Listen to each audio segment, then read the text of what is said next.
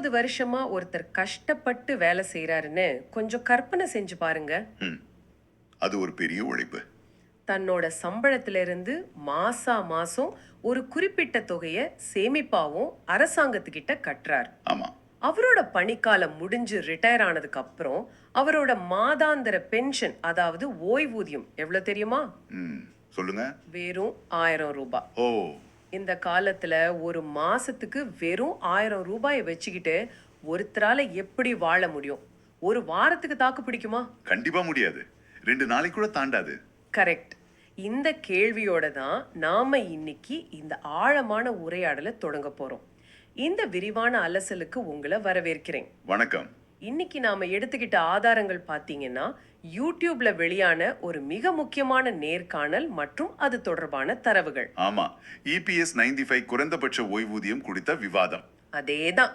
மத்திய அறங்காவலர் வாரியத்தோட உறுப்பினரும் பாரதிய மஸ்தூர் சங்கத்தின் பிரதிநிதியுமான மல்லேசம் அவங்க முன்வைக்கும் வாதங்கள் தான் இன்னைக்கு நம்ம டேபிள்ல இருக்கு.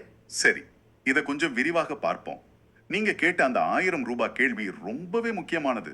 ஆமா, ஏன்னா ஒரே அரசாங்கத்துக்குள்ள 2 அமைச்சர்கள் பென்ஷன் விஷயத்துல முரண்பட்டான தகவல்களை தர்றாங்க. ஒரு கேபினெட் அமைச்சர் ஓய்வூதியத்தை உயர்த்துவோம், அதுக்கான நல்ல சூழல் இருக்கு அப்படிங்கிறாரு. ஆனா அதே அரசாங்கத்தோட மற்றொரு இணை அமைச்சர் நாடாளுமன்றத்துல எழுத்துப்பூர்வமா ஓய்வூதியத்தை உயர்த்த முடியாது அப்படின்னு அதிகாரப்பூர்வமா அறிவிக்கிறார். இந்த முரண்பாட்டுக்கு பின்னால என்னதான் இருக்கு? இங்க கவனிக்க வேண்டிய முக்கியமான விஷயம் என்னன்னா, இது ஏதோ ஒரு டிபார்ட்மெண்ட் சம்பந்தப்பட்ட சின்ன குழப்பம் கிடையாது. இது ஒரு பெரிய கொள்கை ரீதியான போராட்டம். ஓஹோ. அரசாங்கத்தோட பொருளாதார கணக்கீடுகளுக்கும் ஒரு சாமானிய மனுஷனோட அடிப்படை வாழ்வாதார தேவைக்கும் நடுவுல நடக்கிற ஒரு இழுபறி. நீங்க அமைச்சர்களோட முரண்பட்ட அறிக்கைகள் பத்தி கேட்டீங்க இல்லையா? அதை முழுசா புரிஞ்சுக்கணும்னா முதல்ல இந்த EPS 95 அப்படின்னா என்ன, அரசாங்கம் எப்படி இந்த பென்ஷனை கணக்கு போடுது அப்படிங்கிற அடிப்படை கட்டமைப்புக்குள்ள நம்ம கொஞ்சம் போகணும். கண்டிப்பா. ஏன்னா நிறைய பேருக்கு PF பத்தி தெரியும், ஆனா இந்த EPS 95 பத்தி ஒரு தெளிவு இல்லை. அது மட்டும் இல்லாம நீங்க சொன்ன அந்த CPT அமைப்போட பங்கு என்ன? நிச்சயமா, நாம வேலை செய்யும் போது PF கணக்குக்கு நம்ம சம்பளத்துல இருந்து 12% பிடிப்பாங்க. ஆமா, அதே அளவுக்கு நிறுவனமும் ஒரு 12% கட்டும் இல்லையா? கரெக்ட். அந்த நிறுவனத்தோட 12% இருந்து ஒரு 8.33% பிரிச்சு பென்ஷனுக்காக ஒரு தனி ஃபண்ட்ல போடுவாங்க. ஓ, அதுதான் அந்த EPS ஃபண்டா? ஆமா, அதுதான் எம்ப்ளாயீஸ் பென்ஷன் ஸ்கீம் 1995, சுருக்கமா EPS 95. இந்த ஒட்டுமொத்த PF மற்றும் பென்ஷன் நிதியை நிர்வகிக்கிற உச்சகட்ட முடிவெடுக்கும் குழு தான் CBT எனப்படும் சென்ட்ரல் போர்ட் ஆஃப் ட்ரஸ்டீஸ். சரி, இப்போ பிரச்சனை எங்க ஆரம்பிக்குது? தொழிலாளர் நலத்துறை கேபினெட் அமைச்சர் மன்சுக் மாண்டவியா இந்த CBT கூட்டத்துல தான் பென்ஷனை உயர்த்தலாம் அப்படின்னு ஒரு வாய்மொழி நம்பிக்கையை கொடுக்கிறார். ஆனா நாடாளுமன்றத்துல இணை அமைச்சர் ஷோபா கரந்தலாஜே திட்டவட்டமா மறுக்கிறார். ஆமா, ஒரு நிமிஷம் இருங்க. நாடாளுமன்றத்துல கொடுக்கப்படுற பதில்ங்கிறது சட்டப்பூர்வமானதாச்சே. அப்போ CBT கூட்டத்துல அமைச்சர் கொடுத்த வாக்குறுதிக்கு என்ன அர்த்தம்? நாடாளுமன்றத்துல இணை அமைச்சர் எதை வச்சு பென்ஷனை உயர்த்த முடியாதுன்னு சொன்னாங்க. அங்கதான் விஷயமே இருக்கு. இணை அமைச்சர் நாடாளுமன்றத்துல ஒரு வார்த்தையை குறிப்பிடுறாங்க, அதுதான் ஆக்சுவரியல் ரிப்போர்ட். Actuarial report? ஆமா, இந்த வார்த்தையை நாம சரியா புரிஞ்சுக்கணும். ஆக்சுவரியல் ரிப்போர்ட் அப்படிங்கிறது ஒரு தூய்மையான கணித முறை. அதாவது ஒரு தொழிலாளி தன்னோட 30 அல்லது 35 வருட பணிக்காலத்துல அந்த 8.33% எவ்வளவு பணத்தை சேர்த்தாருன்னு பாக்குறது. கரெக்ட். அந்த ஃபண்டுல சேர்த்த பணம், அந்த பணத்துக்கு எவ்வளவு வட்டி கிடைச்சிருக்கு, இப்போ அந்த ஃபண்டுல எவ்வளவு பணம் இருக்கு, இதை மட்டுமே அடிப்படையா வச்சு ஒருத்தருக்கு எவ்வளவு பென்ஷன் கொடுக்க முடியும்னு கணக்கு போடுற ஒரு சிஸ்டம். அப்போ அந்த கணக்கு படி பார்த்தா ஃபண்டுல பணம் இல்லைன்னு சொல்றாங்க. அதேதான், ஃபண்டுல இருக்கிற பணத்தை வச்சு பென்ஷனை உயர்த்த முடியாது அப்படிங்கிறது தான் நாடாளுமன்றத்துல சொல்லப்பட்ட பதில். ஆனா மல்லேசம் போன்ற தொழிற்சங்க பிரதிநிதிகளோட வாதம் வேற மாதிரி இருக்கு. அதாவது அவங்க இந்த கணித அடிப்படையை ஏத்துக்கலையா, கணிதத்தை தாண்டி இதுல என்ன சமூக பொறுப்பு இருக்குன்னு அவங்க சொல்றாங்க. அவங்க என்ன கேக்குறாங்கன்னா, நாங்க ஆக்சுவரியல் ரிப்போர்ட்டுங்கிற அந்த பியூர் மேக்ஸ் பத்தி பேசல, நாங்க மனிதாபிமான அடிப்படையில பேசுறோம் அப்படிங்கிறாங்க. இதுக்கு ஒரு ரொம்ப வலுவான உதாரணத்தையும் அவர் முன்வைக்கிறார். இன்னைக்கு இந்தியாவில் பல மாநில அரசாங்கங்கள் முதியோர் ஓய்வூதியமாவோ விதவை ஓய்வூதியமாவோ 3000 ரூபாய்க்கும் மேல மாசம் கொடுத்துட்டு வராங்க. ஆமா, மாநில அரசுகளோட நலத்திட்டங்கள் மூலமா இது நிறைய பேருக்கு போய் சேருது. இதுல என்ன முரண்பாடு? முரண்பாடு என்னன்னா, மாநில அரசாங்கத்துக்கிட்ட பென்ஷன் வாங்குற அந்த முதியவர்கள் அவங்களோட பணிக்காலத்துல அரசாங்கத்துக்கிட்ட எந்த ஒரு தொகையையும் பங்களிப்பா செலுத்தினது கிடையாது. ஓ, அது முழுக்க முழுக்க அரசாங்கத்தோட வரிப்பணத்துல இருந்து கொடுக்கப்படுற ஒரு சமூக பாதுகாப்பு. கரெக்ட். அப்படி எந்தவித பங்களிப்பும் செய்யாதவங்களுக்கே ஒரு அரசாங்கம் 3000 ரூபாய் கொடுக்கும்போது பல வருஷங்கள் வியர்வை சிந்தி உழைச்சு தங்களோட வருமானத்துல ஒரு பகுதியை சேமிப்பா கொடுத்த தொழிலாளர்களுக்கு ஏன் மத்திய அரசாங்கத்தால ஒரு பட்ஜெட் ஆதரவை கொடுத்து கௌரவமான பென்ஷனை உறுதி செய்ய முடியாதுன்னு கேக்குறாங்க. ஆமா, கணிதத்தை விட்டுட்டு அரசாங்கத்தோட சொந்த நிதியிலிருந்து கொஞ்சம் பணத்தை ஒதுக்குங்க அப்படிங்கிறது தான் மல்லேசம் வைக்கிற ரொம்ப தர்க்க ரீதியான கேள்வி. இங்கதான் விஷயம் ரொம்ப சுவாரஸ்யமா மாறுது. ஏதோ இப்போதான் இந்த 1000 ரூபாய் பென்ஷன் பிரச்சனைன்னு நாம நினைச்சிட்டு இருக்கோம். ஆனா நம்ம தரவுகளை கொஞ்சம் பின்னோக்கி பார்த்தா 1995 இருந்து இந்த சட்டம் கொண்டு வரப்பட்டதுல இருந்து 2014 ஆண்டு வரைக்கும் பல தொழிலாளர்களோட நிலைமை ரொம்பவே மோசமா இருந்திருக்கு. ரொம்ப மோசம். குறிப்பா பீடி சுற்றும் தொழிலாளர்களுக்கு வெறும் 50 ரூபாய் 100 ரூபாய் தான் மாதாந்திர பென்ஷனா கிடைச்சிட்டு வந்திருக்கு. என்னால இதை நம்பவே முடியல. ஆமா, 50 ரூபாய் பென்ஷனை வச்சுட்டு ஒருத்தர் என்ன செஞ்சிருக்க முடியும்? அதுதான் துரதிருஷ்டவசமான வரலாற்று உண்மை. 2014க்கு முன்னாடி குறைந்தபட்ச ஓய்வூதியம் அப்படிங்கிற ஒரு வரையறையே இந்த சட்டத்துல கிடையாது. ஓ, அப்படியா? ஆமா, நீங்க எவ்வளவு குறைவான சம்பளம் வாங்குனீங்களோ அதுக்கு ஏத்த மாதிரி வெறும் ஆக்சுவரியல் கணக்கீட்டுல என்ன வருதோ அதுதான் பென்ஷன். அதனாலதான் பீடி தொழிலாளர்கள் மாதிரி ரொம்ப குறைவான சம்பளம் வாங்கினவங்களுக்கு கணக்கு போட்டு பார்த்தா வெறும் 50 ரூபாய் 60 ரூபான்னு பென்ஷன் வந்திருக்கு. கொடுமை. இந்த கொடுமையான நிலையை மாத்தினது 2014 தான். அப்போதைய தொழிலாளர் நலத்துறை அமைச்சரான பண்டாரு தத்தாத்ரேயா அவங்க தான் ஒரு மனுஷன் கௌரவமா வாழ்றதுக்கு இது சரிப்பட்டு வராது, அதனால குறைந்தபட்ச பென்ஷன் கண்டிப்பா 1000 ரூபாயாவது இருக்கணும் அப்படின்னு ஒரு வரலாற்று முடிவு எடுத்தார். அப்போ 2014 அந்த 1000 ரூபாய் குறைந்தபட்ச பென்ஷனை கொடுக்கும்போது ஆக்சுவரியல் ரிப்போர்ட் கணக்கு இடிக்கலையா? அப்ப அரசாங்கம் அதை எப்படி சமாளிச்சாங்க? ரொம்ப சரியான கேள்வி. அங்கதான் அரசாங்கம் ஒரு முன்னுதாரணத்தை உருவாக்குச்சு. அந்த 1000 ரூபாயை கொடுக்க ஃபண்ட்ல பணம் பத்தல. சரி, 14ல எப்படி ஆக்சுவரியல் ரிப்போர்ட்டை தாண்டி பட்ஜெட்ல இருந்து பணம் ஒதுக்கி 1000 ரூபாயை மாத்துனீங்களோ அதே மாதிரி இப்பவும் பட்ஜெட்ல இருந்து பணம் ஒதுக்கி பென்ஷனை உயர்த்துங்க அப்படின்னு கேக்குறாங்க. அதேதான். இப்ப புரியுது. அப்போ பிரச்சனைக்கான தீர்வு அரசாங்கத்துக்கிட்ட ஏற்கனவே இருக்கு. ஆனா இப்போதைய சிக்கல் காலத்தோட சுழற்சியில இருக்கு. கரெக்ட். 2014ல நிர்ணயிக்கப்பட்ட அந்த 1000 ரூபாய் அப்படிங்கிறது இன்னைக்கு 2024 தாண்டி நிக்கிறப்போ எந்த மூளைக்கு பத்தும்? யோசிச்சு பாருங்க. கடந்த 10 வருஷத்துல விலைவாசி எவ்வளவோ ஏறிடுச்சு. அன்னைக்கு இருந்த அரிசி விலை என்ன, பால் விலை என்ன, இன்னைக்கு என்ன? ஆமா, குறிப்பா முதிய வயதிலோட ஒடுக்கு வச்சலர்கள் வெறும் ஒரு பிபி மாத்திரையோ சுகர் மாத்திரையோ வாங்கினா கூட அந்த 1000 ரூபாய் 10 நாள்ல காணாம போயிடும். இப்படி எல்லாமே விண்ணை தொட்டு விட்ட நிலையில பென்ஷன் மட்டும் இன்னும் அதே 1000 ரூபாயில உறைஞ்சு போய் நிக்கிறது எந்த விதத்துல நியாயம்? நீங்க சொல்றது 100க்கு 100 உண்மை. நம்ம தரவுகளின்படி இன்னைக்கு மொத்தம் 80 லட்சம் இபிஎஸ் 95 பென்ஷன் வாங்குறவங்க இருக்காங்க. அதுல சுமார் 30 லட்சம் முதியவர்கள் வேற எந்த வருமானமும் இல்லாம இன்றும் இந்த 1000 ரூபாய் பென்ஷனை மட்டுமே நம்பி இருக்காங்க. ரொம்ப கஷ்டமான சூழ்நிலை. தங்களோட வாழ்நாளோட பெரும் பகுதியை இந்த மாட்டோட பொருளாதார வளர்ச்சிக்காக உழைச்சிட்டு அந்திம காலத்துல ஒரு சின்ன மருத்துவ செலவுக்கு கூட தங்க பிள்ளைகளை சார்ந்திருக்க வேண்டிய ஒரு நிர்பந்தம் இந்த கையேறு நிலையை மாத்தணும்னு தான் தொழிற்சங்கங்கள் தொடர்ந்து போராடுறாங்க. சரி, இப்போ அவங்களோட தற்போதைய கோரிக்கைகள் என்னென்ன அப்படிங்கறத கொஞ்சம் தெளிவா பார்ப்போம். இந்த 1000 ரூபாயை எவ்வளவு ஆக்கணும்னு அவங்க கேக்குறாங்க. மல்லேசம் அவங்களோட நேர்காணல்ல இருந்து நாம் 3 மிக தெளிவான கோரிக்கைகளை பார்க்க முடியுது. முதல் கோரிக்கை தற்போதைய குறைந்தபட்ச பென்ஷனான 1000 ரூபாயை 7500 ரூபாயா உயர்த்தணும். 7500. சரி. இரண்டாவது கோரிக்கை ரொம்பவே நுட்பமானது மற்றும் முக்கியமானது. இந்த பென்ஷனை அகவிலைப்படியுடன் இணைக்க வேண்டும். இந்த ரெண்டாவது பாயிண்ட் ரொம்ப முக்கியம்னு தோணுது. ஏன்னா ஒரு தொகையை பிக்ஸ் பண்ணிட்டா திரும்பவும் இதே பிரச்சனை தான் வரும். பென்ஷனை அகவிலைப்படியோட இணைக்கிறது ஏன் அத்தனை அவசியம்னு கொஞ்சம் விளக்கமா சொல்ல முடியுமா? நிச்சயமா. அகவிலைப்படி அப்படிங்கிறது ஒரு எஸ்கலேட்டர் மாதிரி. பணவீக்கம் அப்படிங்கிறது எப்பவுமே ஒரே இடத்துல இருக்காது. தண்ணி மொட்டை மாதிரி ஏறிக்கிட்டே தான் இருக்கும். ஆமா. இப்போ அரசாங்கம் பென்ஷனை 7500 ரூபாயா ஆக்கிட்டு அமைதியா இருந்தா அடுத்த 10 வருஷத்துல அந்த 7500 ரூபாயோட மதிப்பும் குறைஞ்சிடும். கரெக்ட். விலைவாசி ஏறும்போது அது பத்தாது. ஆனா அரசு ஊழியர்களுக்கு இருக்கிறது போல இதையும் அகவிலைப்படியோட இணைச்சிட்டா மார்க்கெட்ல கேஸ் சிலிண்டர் விலை ஏறினா, அரிசி விலை ஏறினா அதுக்கேத்த மாதிரி பென்ஷனும் தானாவே கொஞ்சம் கொஞ்சமா உயரும்.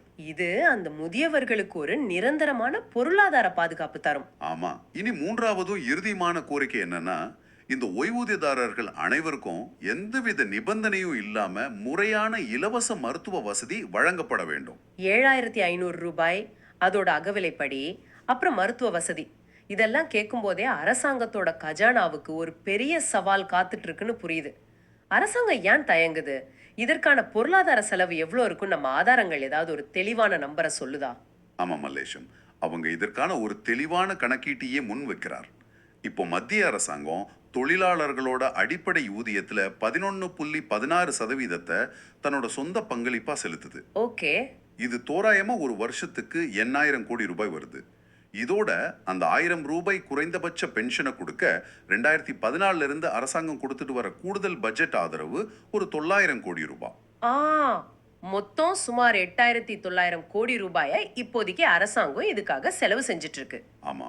அப்போ இந்த 7,500 ரூபாய் கோரிக்கையை நிறைவேற்ற அரசாங்கத்துக்கு எவ்வளவு கூடுதல் நிதி தேவைப்படும்? அது ரொம்ப பிரம்மாண்டமான தொகையா இருக்குமா? தொழிற்சங்கத்தோட கணிப்புப்படி பார்த்தா அரசாங்கம் தற்போதைய பட்ஜெட்ல கூடுதலா ஒரு 10,000 கோடி ரூபாயை ஒதுக்குனா போதும் இந்த குறைந்தபட்ச ஓய்வூதிய உயர்வை சுலபமா சாத்தியப்படுத்த முடியும்னு அவங்க சொல்றாங்க. 10,000 கோடி ரூபாய் ஒரு சாமானிய மனுஷனா பார்க்கும்போது இது ரொம்ப பெரிய தொகையா தெரியலாம். ஆனா இந்தியாவோட ஒட்டுமொத்த பட்ஜெட் பல லட்சம் கோடிகளை தாண்டும் போது 30 லட்சம் முதியவர்களோட வாழ்வாதாரத்துக்காக இந்த 10,000 கோடியை ஒதுக்குறது சாத்தியமில்லாத ஒன்றா என்ன? அதுதான் அவங்களோட ஆணித்தரமான வாதமே. பல லட்சம் கோடி பட்ஜெட் போடுற ஒரு அரசாங்கத்துக்கு இந்த 10,000 கோடி அப்படிங்கிறது ரொம்ப சிறிய சதவீதம் தான். ஆமா, ஆக்சுவரியல் ரிப்போர்ட் என்ன சொல்லுது அப்படிங்கிற அந்த கணக்குக்குள்ளேயே சிக்கிக்காம அரசாங்கம் இதை ஒரு சமூக கடமையா நினைச்சு தன்னோட சொந்த நிதியிலிருந்து இந்த தொகையை ஒதுக்குறது தான் இப்போதைக்கு இருக்கிற ஒரே நடைமுறை தீர்வு. இது ஒரு புறம் இருக்க, இந்த நேர்காணல்ல அரசியல் ரீதியான ஒரு மிக கடுமையான விமர்சனமும் முன்வைக்கப்படுது. நாம இதை கொஞ்சம் நடுநிலையா அலச வேண்டியது அவசியம். சொல்லுங்க. பாஜகவுடன் தொடர்புடைய அவங்களோட சித்தாந்தத்தை ஏத்துக்கிட்ட ஒரு அமைப்பு தானே. நீங்க நினைச்ச அரசாங்கத்தை எளிதா நிர்பந்திக்கலாமே, ரோட்டுக்கு வந்து ஏன் பெரிய அளவுல போராட மாட்டீங்க அப்படின்னு நெறியாளர் ஒரு கூர்மையான கேள்வி எழுப்புறார். இதை அவங்க எப்படி எதிர்கொள்றாங்க? அந்த கேள்விக்கு மல்லேசம் அவங்க அளிக்கிற பதில் அவங்க அமைப்போட நிலைப்பாட்டை நம்ம புரிஞ்சுக்க உதவுது. அவர் 2 விஷயங்களை முன்வைக்கிறாரு. ஒன்னு, அவங்களோட வரலாறு. பாரதிய மஸ்தூர் சங்கம் ஆரம்பிக்கப்பட்டது 1955. ஓ, ரொம்ப பழமையான அமைப்பு. ஆமா, ஆனா பாரதிய ஜனதா கட்சி அப்படிங்கிற அரசியல் கட்சி உருவானதே 1980 தான். அதனால எங்களை ஒரு அரசியல் கட்சியோட கட்டுப்பாட்டுல இருக்கிற அமைப்பா சுருக்கி பார்க்க கூடாதுன்னு அவர் சொல்றார். சரி. தங்களுக்கு எந்த அரசியல் கட்சியுடனும் நேரடி தொடர்போ அதிகார பகிர்வோ இல்லைங்கிறது அவங்களோட வாதம். அப்படியா? அப்ப அவங்க ஏன் ஆளுங்கட்சிய பொது வெளியில கடுமையா விமர்சிக்க தயங்குறாங்க? அமைதியா அரசாங்கத்துக்கிட்ட பேசுறதுனால மட்டும் காரியம் நடந்துடுமா? இதுக்கு அவங்க ஒரு பிராக்டிக்கலான விளக்கத்தை தர்றாங்க. அதாவது சும்மா வெற்று அரசியல் விளம்பரத்துக்காகவோ மீடியால கவனத்தை ஈர்க்கணும் அப்படிங்கிறதுக்காகவோ அரசாங்கத்தை தரக்குறைவா விமர்சிக்கிறதும் ரோட்ல இறங்கி கத்துறதும் தங்களோட வேலை இல்லைன்னு அவர் சொல்றார். அதனால பென்ஷன் கிடைச்சிட போறது கிடையாதுன்னு நினைக்கிறாங்களா? கரெக்ட். அப்படி செய்யறதுனால இந்த முதியோர்களுக்கு பென்ஷன் கிடைச்சிட போறது கிடையாது. அதுக்கு பதிலா கேபினெட் அமைச்சர்களை நேரடியாக சந்திப்பது, அதிகாரிகளோட தொடர்ந்து பேச்சுவார்த்தை நடத்துறது, முறையான புள்ளி விவரங்களோட அரசாங்கத்துக்கிட்ட கோரிக்கைகளை வைக்கிறது. இந்த மாதிரி திரைமறைவு பேச்சுவார்த்தைகள் மூலியமா தான் காரியத்தை சாதிக்க முடியும்னு அவங்க உறுதியா நம்புறாங்க. ஆமா.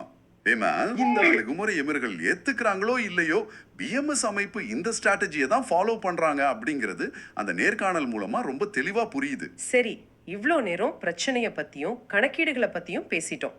அடுத்தது என்ன நடக்க போகுது? 30 லட்சம் முதியவர்கள் தங்களோட இறுதி காலத்துல நிம்மதியா மூச்சு விடுறதுக்கான விடிகாலம் எப்போ பிறக்கும்? இதற்கான நகர்வுகள் ஏதாவது உண்மையிலே நடந்துட்டு இருக்கா, இல்ல இது வெறும் பேச்சோட நின்னுடுமா? சில முக்கியமான நகர்வுகள் நடந்திருக்கிறதா தரவுகள் சொல்லுது. சமீபத்துல நிதியமைச்சர் நிர்மலா சீதாராமன் அவங்கள பட்ஜெட்டுக்கு முந்தைய சந்திப்புல பிஎம்எஸ் பிரதிநிதிகள் நேர்ல சந்திச்சு இந்த 3 கோரிக்கைகளையும் முழுமையான புள்ளி விவரங்களோட எழுத்துப்பூர்வமாவே கொடுத்திருக்காங்க. இது ஒரு நல்ல தொடக்கமா பார்க்கப்படுது. கண்டிப்பா. அது மட்டும் இல்லாம நவம்பர் 21ஆம் தேதி அன்னைக்கு நடந்த ஒரு முக்கிய சந்திப்பை பத்தியும் மல்லேசம் ரொம்ப நம்பிக்கையா குறிப்பிடுறாரு இல்லையா? ஆமா, தொழிலாளர் நலத்துறை அமைச்சரான மன்சுக் மாண்டவியா அவங்களுடனான அந்த சந்திப்புல தங்களுக்கு ரொம்பவே சாதகமான சமிக்கைகள் கிடைச்சிருக்குன்னு அவர் சொல்றார். அமைச்சர் என்ன சொன்னாரா?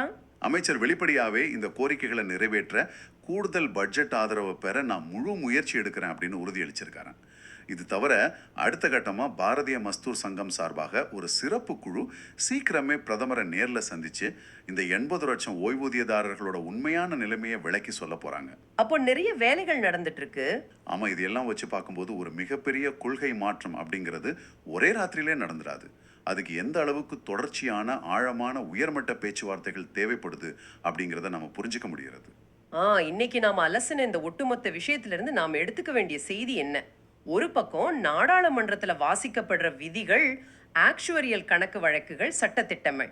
மறுபக்கம் முதியவர்களோட கண்ணீர் மற்றும் அமைச்சர்கள் கொடுக்கிற வாக்குறுதிகள். ஆமா, இது எல்லாம் எப்போ நிஜமா மாறி அவங்க கைக்கு வந்து சேர போகுது அப்படிங்கிறதா இப்போதைக்கு நம்ம முன்னாடி நிக்கிற மிகப்பெரிய கேள்வி. இதை நீங்க ஏதோ பேப்பர்ல வர்ற ஒரு செய்தியா மட்டும் பார்க்காம உங்க வீட்டில் இருக்கிற உங்க தாத்தா, பாட்டி அல்லது ரிட்டையர்டான உங்க பெற்றோரோட இடத்துல இருந்து யோசிச்சு பாருங்க. கண்டிப்பா யோசிக்கணும். தங்களோட வாழ்நாள் முழுவதையும் தங்களோட இளமை காலத்து முழுசும் உழைப்புக்காக அர்ப்பணிச்சுட்டு ஒரு கௌரவமான, வேற யாரையும் சார்ந்து இல்லாத தற்சார்பான இறுதிக்கால வாழ்க்கையை தேடி 30 லட்சம் முதியவர்கள் இந்த அரசாங்கத்துக்காக காத்துக்கிட்டு இருக்காங்க. ஆமா, அந்த 1900 கோடி 10,000 கோடி அப்படிங்கிற எண்களுக்கு பின்னால பல லட்சம் குடும்பங்களோட மருத்துவ செலவுகளும் அன்றாட உணவு தேவைகளும் எல்லாவற்றுக்கும் மேலாக அவங்களோட சுயமரியாதையும் அடங்கியிருக்கு அப்படிங்கிறத நாம உணரணும்.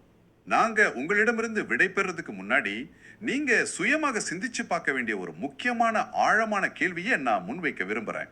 சொல்லுங்க.